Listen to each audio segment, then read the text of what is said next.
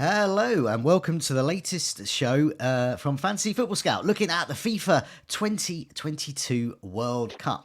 We have an eye on the stats over the group games of the matches so far, and our other eye is for the best picks for unlimited transfers in round 16. I've got more of a Sky Fantasy Football hat on for this one, and Tom here has got more of an eye on the official game. So my name is Joe, and joining me to find the toughest tacklers, the slickest passers, the sharpest shooters, is Tom Freeman from Fantasy Football Scout. He's deputy editor there. Tom, how are you?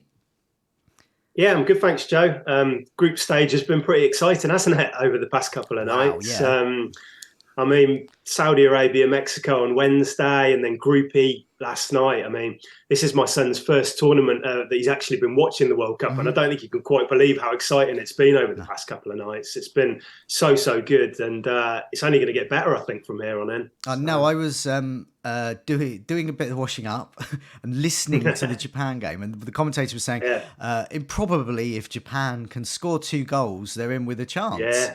And then they just scored that second, and then they did it again, and I just quickly went.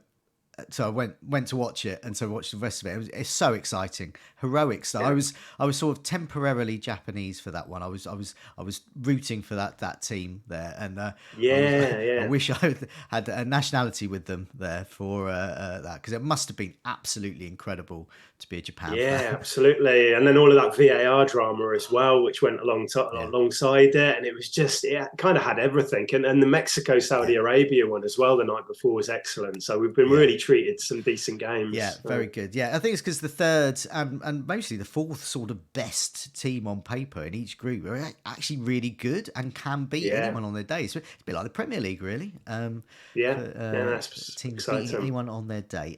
Just a reminder for everyone to press like and subscribe. And what we're going to do is, before we look at the fixtures and assess the best picks for each day, and also we're going to reveal our top 3 picks overall, our best midfielder, forward and defender for this round. I just want to point out that all those stats, that we've got some stats coming up as well, but all of these are per 90, because obviously certain players and teams have played different numbers of matches as well. So we want to even it out a bit there. So and also we're going to include any subs that might impress. So I've sort of filtered it by about 60, 70 minutes. So that includes those that might be appearing because of injury, or might have impressed in whatever chance they got. Before we do that, TalkSport have got Fan Zone, and the Fantasy Football Scout gang is going to be at the next one. Is that right? Yeah, that's right. We're having a scout camp meetup on the evening of Friday, the 9th of December. So what's that? So that is a week today. Yeah. So from 6 p.m. onwards, we're going to be down there. Now, the TalkSport Fan Zone, it's under the arches at Waterloo. So if you're in and around London, come along. The quarterfinals will be on. They put them on giant screens. I think there's going to be some kind of live Q&As and food and drinks. So yeah, it should be a really good kind of Christmas party down there. So I think the tickets start about £7.50, Joe. I'm not sure for this specific match, but I think they start at that. But you get a free drink as well, so it's not bad value. So that's what we'll be next Friday. Sounds good. Check that out. Lots of details on the Fantasy Football Scout Twitter account, and also at the main page as well, the main site. Okay, let's have a look at some stats, and this will flag up some best picks really for the round 16. So we've got unlimited transfers as well in the formats. So let's have a look at. We're going to go for defenders first, and I've sorted this by goals conceded per 90. So not necessarily clean sheets, but obviously just making sure that they're not going to absolutely keep conceding and losing points. And I've also put, with my Sky hat on, tackles won per 90, which highlights those who are doing well there. My top picks are Alex Sandro from Brazil. Now, he is nursing, I think, a hip problem, you were telling me, Tom. So we, a pinch of salt there. But if he is fit and ready to play for that, he looks, I think, the best bet, because the Brazil defence is good. We'll come to the fixtures. We'll see. We're not quite sure who they're going to play next, but we'll look at the teams they could be playing. This is being recorded on Friday morning, by the way, so that's why we're recording this ahead of the Group G and Group H games. But we already know that Brazil and Portugal are through. And we're 99% certain that they're going to top their group, but they might not. You never know. You never know. Yeah. We've got Alexandro Hakimi, who you were recommending our last video from Morocco. Morocco defence being excellent, and he's winning a lot of tackles as well for those who are playing the Sky game. Kanate with France. And the France defence in general looks quite good here. And then Sake at Japan and Atkinson at Australia. He is conceding a hell of a lot per 90, but he is winning those tackles. So lots of players obviously have gone by the wayside, so we can't pick them. But yeah, I mean, out of this lot, who do you like? And also, what other ones as well? Because there are others that didn't quite make this, who are perhaps good bets for clean sheets, or the England defence, for example, and the Dutch defence. Yeah, I mean, I like Alexandra a lot. Brazil haven't actually conceded a shot on target so far in the tournament in their 2 games, and 0 big chances as well. So they're probably alongside Argentina, they're probably one of the best defences in the competition at the moment. So Alexandro is great. Now, you said he is nursing this kind of muscle injury in the hip. He's going to miss tonight, I think, but I think that Brazil were going to rotate heavily for this one anyway. So I'd expect Telles to come back in. But I think it's just one to monitor. I think if he's fit, and he's obviously a really, really good pick if he's ready. If he isn't, I like Marquinhos as well. Alongside Thiago Silva, they've been really solid at the back, and has a little bit of goal threat from set pieces too.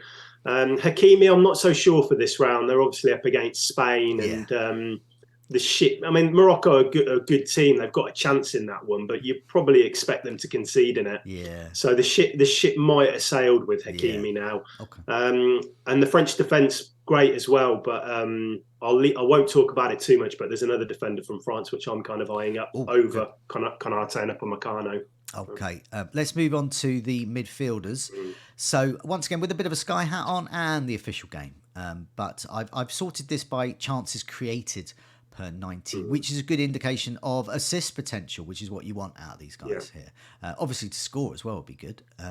And with the Sky hat on, successful passes per 90, that's a good stat there. So I'm personally looking for those that have a combination of assist potential and can get those bonus tiers in the Sky game. So Di Maria, he's not the successful pass king, but he is top for chances created. So it shows that Argentina are creating a lot. And Di Maria is, as you were saying in the last video again, he is their chief creator at the moment. And the stats prove that. Bernardo Silva, he's a player I really like for this because he's creating the chances. He's in an attacking side. He's got that assist potential and successful passes per 90 over 60, which hits the bonus tier. So he's consistently excellent at successfully passing, which I like. Other ones to consider. Brighton's own McAllister. I cannot scarcely believe a Brighton player. Brighton players are playing and scoring in the World Cup.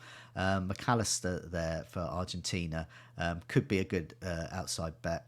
Fernandes at Portugal, so Portugal midfield's looking good, and also Paqueta at Brazil if he starts. Big if there. Perisic at Croatia is a midfielder in the official game, but those playing Sky, he's a defender in that, and he plays in attack in reality. So he's in the front 3. Good so Perisic, make of that what you will. He's going to appear in a lot of tables, but he's a good bet there. And Ziyech at Morocco, who you were saying, another tip we had for the top picks last time, and hey presto, he scored. But as you said, the ship may have sailed with Morocco. So a lot of names in this list, a lot of good options. What do you reckon, midfielders? I've been looking at Argentina myself because I think I mentioned in the video last time, Joe, midfielders are quite hard to pick in the official FIFA game. There's an abundance of forwards. Midfield, you have to kind of put a little bit more work into it. So I like Di Maria. He's their creator. He's their chief creator, as we said. But Enzo Fernandez has kind of emerged, who perhaps has a little bit more goal threat, who's made a bit of an impact. He's cheaper. I think he's a couple of million cheaper in the official FIFA game than Di Maria. So he might be an alternative if you want to push a bit more money into your front line and you need a few savings. I like Fernandez over Bernardo in the official FIFA game because I think he carries a bit more goal threat whilst creating as well. We obviously don't get the successful passes tiers and all of that, so it's different. And as well, I like Olmo because Spain are just rotating like crazy, their front players. You know, Morata didn't start the first two. He started last night. Then they're getting pulled off early and withdrawn early. So it's like Olmo has started each of the 3 games. I think he's taken more shots. He's created more chances than anybody in that Spain team. So I think if you're going to pick somebody from them, I think he seems like Enrique's favourite at the moment. So yeah, I like all of those the Sky options. Game is a passing 98 machine. Wow. So he's definitely hitting the tiers. He's got almost 100 successful passes per 90. He's just spraying it around all over the shop. He looks quite good, a good option for the Sky Game. If you think it's going to be that kind of game. But yeah, lots of interesting options there in midfield. Do sort of press pause on this page, because as you said, if you're playing the official game, you've got to do a bit more work. So this could be quite a handy list if you want to get those chances of an assist there. So let's go on to forwards. So luckily the sort of criteria is the same for forwards and in the Sky Game and the official game. Shots on target, that's what you want. You want them shooting on target. No surprise, Mbappe, best player I've seen so far, and Messi just behind him are the top for that. So their shots on target. He's Mbappe per 90, 3 per 90, 3 shots on target each game. And Messi as well. Now Saka's here on this list, and I know people in the chat will go, but he's a midfielder. Yes, he is. If for some reason in the Opta stats he's listed down here that we've got as a forward there, but just think if he plays, he's potentially a good option. But this is mainly from that first game, and if he plays, Rashford, Foden, did they impress? Yes. Yeah. So I'm not sure Saka's. It's hard to call. Yeah. So I mean, to be honest, I should have just deleted him, but we'll keep him here because it's worth a go. There's Duke Australia. This includes penalties as well, by the way. Rafinha at Brazil, Kramaric at Croatia, Richarlison Brazil, Giroud France, Neymar if he is fit for Brazil, and Ronaldo at Portugal. Obviously that includes penalties as well, but he's on penalties. And I'm not going to say anything about the penalty decisions this World Cup, but Messi and Ronaldo are getting penalties. Now, if I was televising it, I wanted bums on seats, I'd probably want those guys to take penalties. But no, I think it was harsh. It was harsh on Szczesny though, wasn't it, the other night? I mean, there was nothing in that. Now, I captained Messi in the Sky Game, and I was pleased that his penalty was saved because it just felt that justice was done. And it's always quite good to see a massive global star having a penalty saved by a Premier League goalkeeper that we all know and love in the FPL game, Fantasy Premier League. Look, for you looking at this, I mean, you were saying in the official game, there's absolutely abundance. So you've got to whittle it down. Who are the sort of best forward picks, do you think, for this round? Well, the top two in that list and absolute no-brainers in the game. Get Mbappe in, get Messi in, and then you've got one spot to fill, basically. I quite like Kramaric as a differential with the way that the draws worked out. But again, he is getting taken off quite early. So I've currently kind of looking at a draft, and Richarlison's currently in. I think he'll be rested tonight. I think 7.5 in the FIFA game for a Brazil forward. I think that's really good value. But there's lots of interesting names on there because I've had Ronaldo in one of the previous rounds and he did well for me. I love Neymar if he's fit. Giroud is really good value too. So like I say, we kind of need five forward spots in the official FIFA game because there's so many good options. Right? I mean, it's similar in the Sky Game. I mean, the in whatever format you play, people who score goals are going to be absolutely gold dust, especially if you want to look for a captain as well. So let's have a look at these fixtures. We'll go do it day by day. Got some in italics.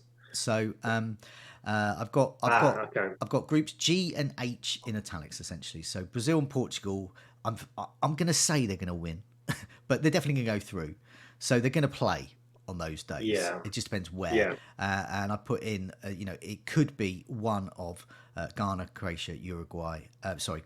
Ghana, Korea or Uruguay against Brazil or Portugal, and Portugal against Switzerland, Cameroon or Serbia. So we will find out. By the time you watch this, you might already know that as well. So we're gonna do that.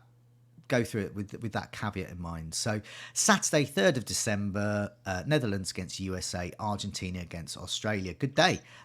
Who are your top picks for this day? Right, so Netherlands. I mean, it's quite a tough game. I've been really impressed by USA so far. I think they've made really difficult for anybody that they've played. But I think in the official FIFA game, Noppet is just 4.5 million for a goalie. So I don't think there's any harm in sticking him in.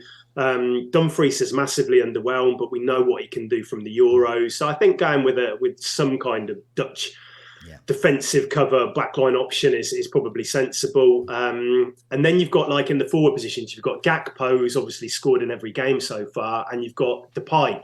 Now, Depay is a bit more expensive. He doesn't look completely fit to me, though, but he has taken more shots than Gakpo, and I think he's played about 100 minutes less than him. So he's shooting more often. I think he'll be on penalties. He's obviously the main man up front, despite what Gakpo's been doing. Yeah, but Gakpo has got, I think, a little bit more assist potential. So I think I'd be tempted to go for the guy who's fit, banging form. So I think those guys from there. From the US, I really like Dest, the fullback. He's a very attacking player. I think Pulisic, the talisman, has been doing well, but I think I'd back Netherlands. I think it's going to be a close one. I could see this one going to extra time actually, but I think I'd back the Dutch in this one. Okay. Yeah, I mean, that's what we have to do as well with the later rounds as well. We're also betting who's going to win and that. So apologies there if anyone can hear my dog barking there, but someone's probably dared move outside, maybe a cat or a squirrel. So yeah, for me with my Sky hat on here, Netherlands against the USA, I like their defenders here. They get lots of extra points. So Ake will probably be my side. Obviously Argentina, if we think Argentina are going to beat Australia, Messi, Di Maria maybe. He hasn't really impressed so much in actual assists. Maybe he's about to explode with assists. The stats would suggest that may be the case. Tentatively, I'm looking at definitely Messi there. I'm not looking at any USA or Australia players. No, I think Argentina defender or goalie definitely is advisable too. They haven't conceded a big chance, so I'd be looking at Emiliano Martinez probably, and maybe Alvarez if he starts up front. If you fancy the double up in attack. Yes. So moving on to the Sunday, 4th of December, we've got France against Poland, England against Senegal. I mean, on paper, France and England are the favourites, but I think that's good. I think that's what we should sort of hedge our bets on, really. I mean, Mbappe, we both like for France. Who else in this France-Poland game? Mbappe, Hernandez, which I'll talk about in a bit, but absolutely auto pick in defence for this one. England, I think defensive cover makes sense. Trippier or Shaw, or even Maguire for a bit of goal threat. I think they're all decent options. The wider positions are a bit trickier to call. We think Rashford might start on the right. But then on the left, I think Sterling will probably play, but it could be Foden. Kane is a lot. Kane is Kane. He can always score, but he's a lot of money if you want to go Mbappe and Messi as well. So it's hard to hit him in. But yeah, Bellingham was kind of my interest peaked in him the other day because they brought in Henderson and Rice, so I thought he was going to get freed up to play a little bit further forward. It actually didn't work out like that in the last match against Wales. Henderson was actually the more advanced of the three. So I think a defender, fullback, and then maybe Rashford if you want to take but again he's a forward in the official game, and so it's very hard to fit him in. Yeah, I mean we recommended Foden last time, so pleased that he got on the score sheet again. But assist, I think one of the mistakes I made in the Sky game has been backing a player like Kane, and I should have just gone for like loads of England defenders. So in the Sky game, in terms of successful passes, tackling, etc., Stones and Maguire are excellent. They're legends. So John Stones is a lot for me, and it's just where how many of their defenders, how much I think they're going to definitely win. I'm not with the Sky game; they can concede. It's just getting those bonuses as well. But it'd be great if they didn't. But yeah, lots of options there. So our teams are starting to take shape a little bit. Monday, the 5th of December, Japan, my new favourite team, against Croatia, are likely to be Brazil against one of Ghana, Korea, Uruguay. So a few things up in the air here. Brazil, we're looking at. Croatia, I would imagine, as well. Yeah, I think so. Croatia, Sosa, the fullback, is only 3.5 in the official FIFA game, so absolutely insane value. Yeah. So I'd get him in, I think, straight away. And I really like Perisic. His stats have been so far, but I just think he's got that tournament know-how. He's a big game player for the knockouts, and I think he's a good pick. And then Brazil, I think either Alexandra or Marquinhos, fitness depending. And then I like Richarlison as well. That's kind of like the cheap mid-price kind of forward. Good options. I mean, that's broadly, for my Sky hat on, broadly what I'll be looking at as well. I've got Modric at the moment. He's been, ticking along nicely, but it's whether he remains. But Perisic, he's a bit of a lock for me. But with Brazil, I think, who do we think is going to win? At the moment, possibly Brazil or France, possibly. So I'd be looking at, in the Sky game, you're going to get one goalkeeper. So you don't really want to be messing around with that too much. You want to focus your remaining transfers. Okay. So I'll probably be looking to get Alisson in, and hope Brazil keep going, and then obviously get those clean sheets there. Hopefully, Tuesday, 6th of December, Morocco against Spain. Good game. Portugal, likely to be Portugal against one of Switzerland, Cameroon, and Serbia. So. Spain I would be interested in, and and Portugal as well for this one. What do you think? Yeah, I think so. I mean, Morocco are a good team. It wouldn't actually surprise me if they went through, but I think you've probably got to back Spain. So I think Jordi Alba at the back, who should come back in, and Olmo as well are the two picks I'd be looking at. And then for Portugal, I like Bruno Fernandes, goal threat, creativity. And Ronaldo is Ronaldo. He's never going to be a bad pick. He's going to be desperate to score after the last match, isn't he? When he got robbed of the goal. I say robbed. I mean, he didn't touch it. But he thought he did. So I think he's an okay pick as well. If you wanted a bit of defensive cover, the keeper is only 5 million in the official FIFA game, Costa. So not a bad bet pairing him maybe with Martinez or something like that. Okay, so what we'll do is we'll move on to, before we go, top 3 picks. Just a reminder as well to everyone to press subscribe, do press like, and do follow us. You'll keep up to date with all our latest videos and podcasts as well. So this is our top 3 picks. I've repurposed our top 3 captain picks videos that those who watch us each week for the Fantasy Premier League will be aware of. Repurpose that for this one, and Mbappe is top pick for me and you as well. But I'll go through my picks, then we'll come to yours as well, because most people are here for yours because it's the official game. So with my Sky hat on, Mbappe, he shoots, he scores. He's just the one. Best player I've seen at the World Cup so far.